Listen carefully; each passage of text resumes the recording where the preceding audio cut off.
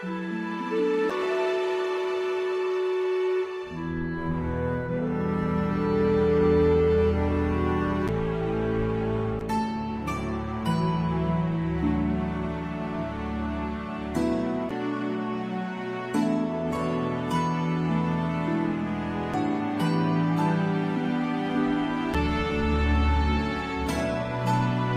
षड्यंत्र हुआ।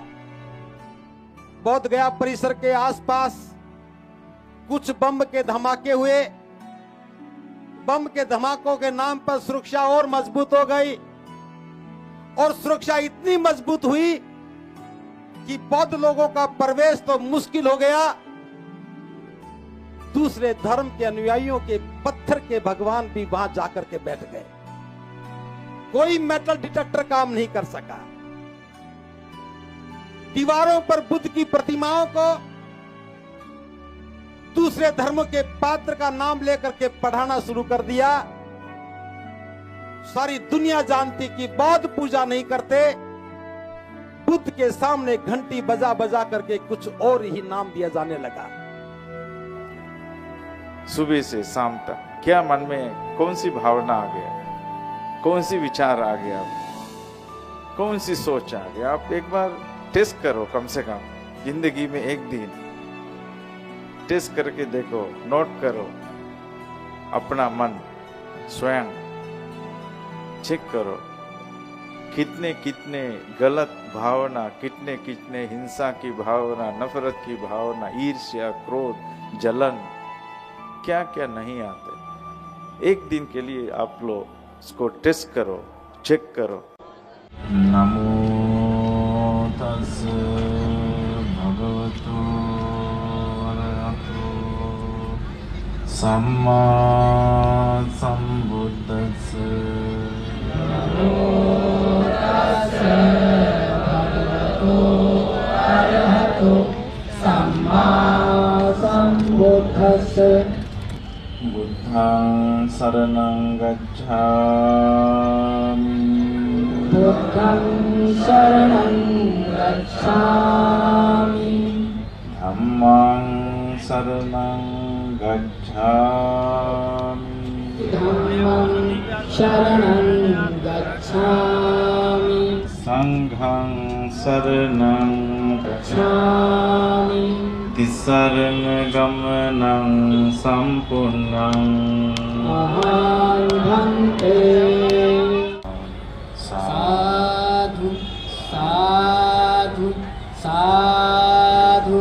एक आवाज थी, हम सबकी एक आवाज थी। मैं बौद्ध हूँ, जाति से मुक्त हूँ।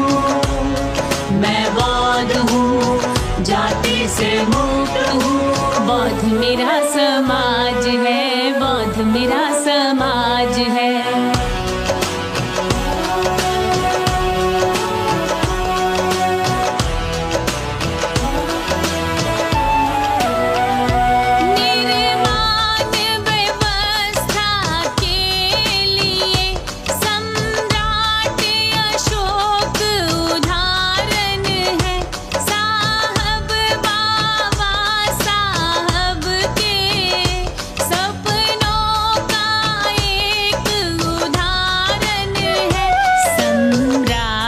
से बाबा साहब तक इतिहास में हमने देखा है।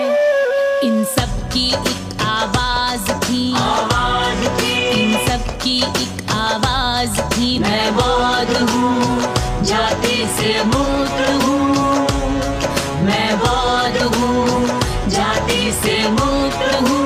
बौद्ध मेरा समाज है, बौद्ध मेरा समाज है। ये क्रांति का एक नारा है, जन जन ने इसे पुकारा है। बदलाव का एक सहारा है, सत्ता की ओर इशारा है।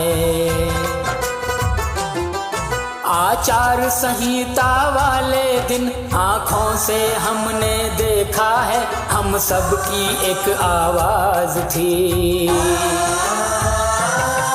मैं बौद्ध हूँ, जाति से मुक्त हूँ। मैं बौद्ध हूँ, जाति बौद्ध मेरा समाज है। महापुरुषों की आवाज है, महापुरुषों की आवाज है। उद्घोष है भंते राहुल का। उस दिन हम सबने मिलकर कहा था कि मैं बौद्ध हूँ, जाति से मुक्त हूँ, और बाबा साहब का सपना पूरा करने के लिए ये हम सब ने कहा था।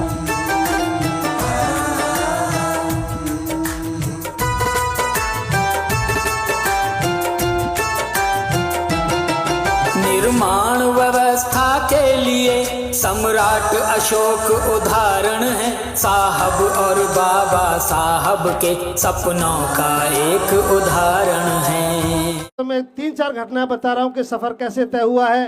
ये देश कोई वैसे ही इकट्ठा नहीं है। बाबा साहब ने कहा कि पहली जो इच्छा थी बहुत ज़बरदस्त, इस कारवां की पहली उपलब्धि है।